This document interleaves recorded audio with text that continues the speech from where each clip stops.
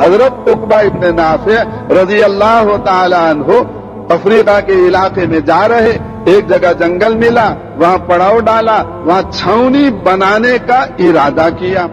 چھاؤنی بنانے کے لیے اس جنگل کو درندوں سے خالی کروانا ضروری تھا۔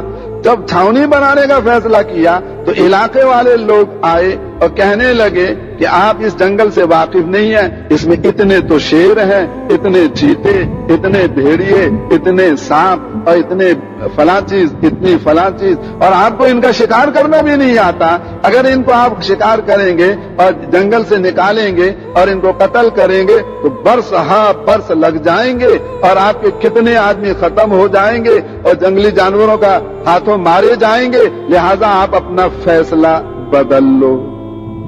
ہمارے تجربے کی بنیاد پر یہ فیصلہ آپ کا غلط ہے۔ حضرت عقبہ ابن نافع رضی اللہ عنہ نے فرمایا کہ ہم تو اپنی قوت پر، انسانی قوت کے بھروسے پہ کوئی فیصلہ نہیں کرتے، ہم تو اللہ کی قوت کی بنیاد پر فیصلہ کرتے ہیں۔ ہم نے تو فیصلہ کر لیا، اب ہم اللہ سے دعا کریں گے، اللہ جنگل ہمارے لیے ان جانوروں سے خالی کرا دے گا۔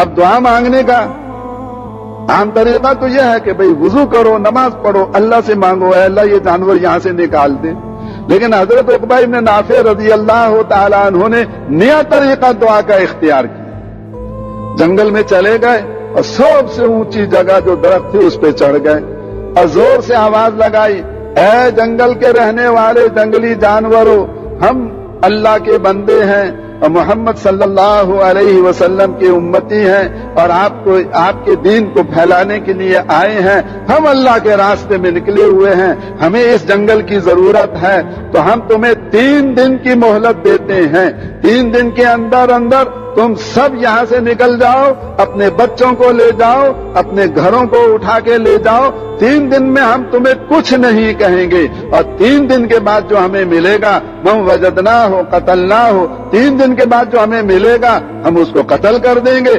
بعد میں نہ کہنا یہ صحابہ ہمیں کیوں قتل کرتے ہیں۔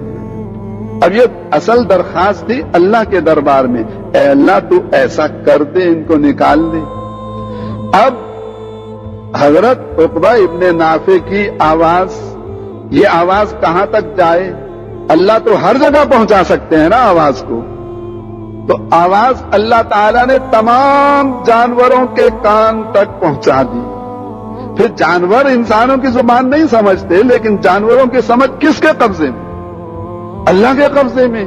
اللہ نے سب کو، سارے جانوروں کو سمجھا دیا کہ 3 دن کے اندر اس کو خالی کرنا ہے۔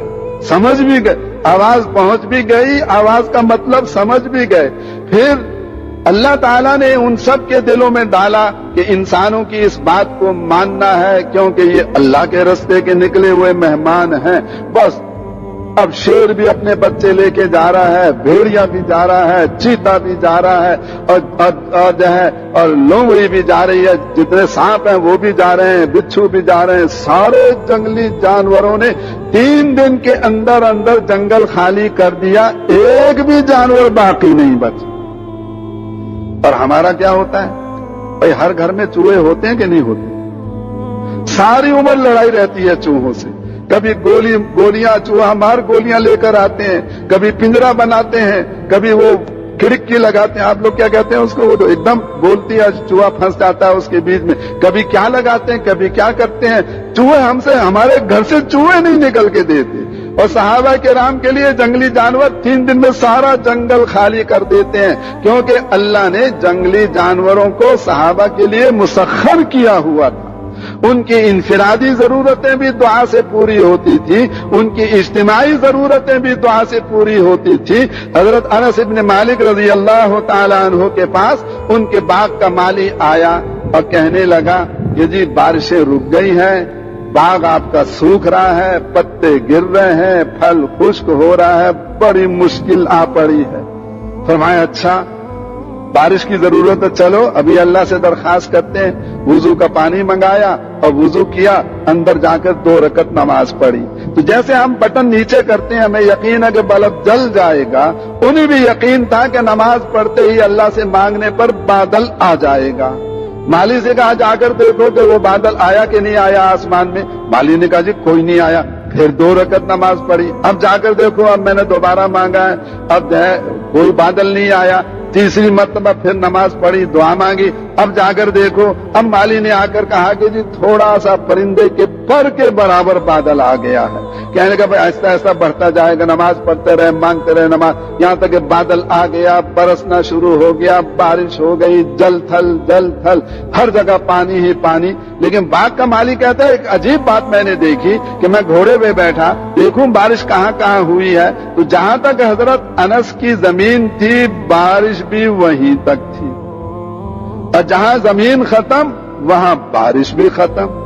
तो इनफिरादी मसाइल भी दुआ से हल होते थे, क्योंकि सहाबा किराम इबादत में भी नंबर 1 थे, अल्लाह की खिलाफत में भी नंबर 1 थे, अल्लाह की दावत में भी नंबर 1 थे। और मेरे भाइयों और दोस्तों और बुजुर्गों, आज मुसलमानों ने अल्लाह की इबादत को छोड़ दिया।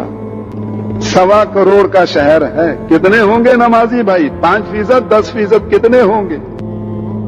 नमाजी ज्यादा है, बेनमाज ज्यादा है? ये बेनमाज 60%, 70%, 80%, 10-15% होंगे जो नमाज पढ़ने वाले। कोई मस्जिद कराची में ऐसी, एक मुफ्ती साहब कराची की तशरीफ लाए थे और बातें होती रही, मैंने कहा जी कोई कराची में ऐसी मस्जिद भी है जहां 100% महल्ला नमाजी हो? जी भाई ऐसी मस्जिद तो कोई भी नहीं कराची में। तो मैंने कहा जब ज्यादा तादाद बेनमाजियों की और थोड़ी तादाद नमाज वालों की, तो बेनमाजियों की नहूसत तो ज्यादा हुई, सारे महल्ले नहूसत वाले हो गए। और आज मुसलमानों ने इबादत को जैसे छोड़ा, अल्लाह से लेने वाले रही नहीं, तो नतीजा क्या निकला? अल्लाह की खिलाफत को भी छोड़ दिया। आज मुसलमान सांप और बिच्छू बने हुए, भेड़िया और चीता बने हुए, हर एक दूसरे को खाने को दौड़ता है, हर एक दूसरे पे हमलावर होता है, दूसरे की मजबूरी से नाजायज फायदे उठाते हैं और एक दूसरे का माल लूटते हैं और एक दूसरे की इज्जतें गिराते हैं। आज दोज़ख वाला माहौल है, जन्नत वाला माहौल नहीं है। आज मुसलमानों ने अल्लाह की दावत को भी छोड़ दिया, अल्लाह की दावत को भी छोड़ दिया, दावत में भी सिफर हो गए और इबादत में भी सिफर हो गए और खिलाफत खुदावंदी में भी सिफर हो गए। इन 3 मकसदों के लिए अल्लाह ने इस उम्मत को बनाया था, तीनों मकसदों में उम्मत कमजोर हो गई। 100% तो तारिक नहीं हुए, लेकिन आधे से ज्यादा ने इबादत को छोड़ा, आधे से ज्यादा ने खिलाफत को छोड़ा, आधे से ज्यादा ने दावत को छोड़ा, अक्सरियत ने दावत को छोड़ दिया, अक्सरियत ने इबादत को छोड़ दिया, अक्सरियत ने खिलाफत को छोड़ दिया। तो अल्लाह ताला मुसलमानों से नाराज है, अल्लाह ताला मुसलमानों से नाराज है। इबादत छोड़ने की वजह से, खिलाफत खुदाबंदी छोड़ने की वजह से और दावत खुदाबंदी को छोड़ने की वजह से। भैंस वाले का मकसद है भैंस से दूध मिले, दूध मिलता रहेगा, वो भैंस की खिदमत करता रहेगा। जब दूध मिलना बंद हो जाएगा तो भैंस वाला भैंस किसके हवाले करेगा? कसाई के हवाले। जब मुसलमानों पे बरस हा बरस गुजर गए, इबादत को छोड़े हुए, खिलाफत को छोड़े हुए, दावत को छोड़े हुए, जिन बड़े मकसदों के लिए अल्लाह ने इस उम्मत को बनाया था, जब वो सारे मकसद फौत हो गए, तो आज अल्लाह ने नाराज होकर मुसलमानों को कसाईयों के हवाले किया हुआ है, जो उनका खून बहाते हैं, इनके टुकड़े करते हैं, इनके मुल्कों पर कब्जा करते हैं और इनका माल लूटते हैं और इनको तहतेक करते हैं। और मुसलमान आज बेबस बेकस बने हुए हैं और कोई इनकी सुनने वाला नहीं। तो मेरे भाइयों दोस्तों, अल्लाह रब्बुल इज़्ज़त ने इस आलम के सारे इंसानों को कामयाब होने के लिए दीन इस्लाम दिया है। दीन इस्लाम अल्लाह रब्बुल इज़्ज़त का पसंदीदा दीन है और जो दीन इस्लाम के मुताबिक ज़िंदगी गुजारेगा वही कामयाब व कामरान होगा, और जो दीन इस्लाम से दूरी इख्तियार करेगा वही नाकाम होगा, बर्बाद होगा मेरे भाई दोस्तों। और आज का मुसलमान भी दीन इस्लाम से दूर है। आज का मुसलमान तो बस नाम का मुसलमान बना हुआ है, ना ही अल्लाह रब्बुल इज़्ज़त के अहकामात ज़िंदा हैं, ना ही हुज़ूर सल्लल्लाहु अलैहि वसल्लम के तरीके ज़िंदा हैं। बस हर कोई अपनी ज़िंदगी में मगन है, और जो मुसलमान होते हुए दीन इस्लाम से दूर है उसकी ज़िंदगी उतनी ही मुश्किलात में घिरी हुई है। وہ ایک حالات سے نکلتا ہے دوسرے حالات میں پھنس جاتا ہے اور اس پر مشکلات حالات کے انبار لگے ہوئے ہیں، بوجہ دین اسلام سے دوری ہے۔ تو میرے بھائیو دوستو، اس دین اسلام کو اپنی زندگی میں جگہ دے دو، اس دین اسلام کو اپنا لو کہ جو طریقہ اللہ رب العزت نے اور اس کے نبی صلی اللہ علیہ وسلم نے بتایا اس پر اپنی زندگی گزاریں اور خود کو اللہ رب العزت کے احکامات اور نبی صلی اللہ علیہ وسلم کے طریقے کے مطابق زندگی گزارنے والا بنا دیں، اور اسی میں ہماری کامیابی ہے۔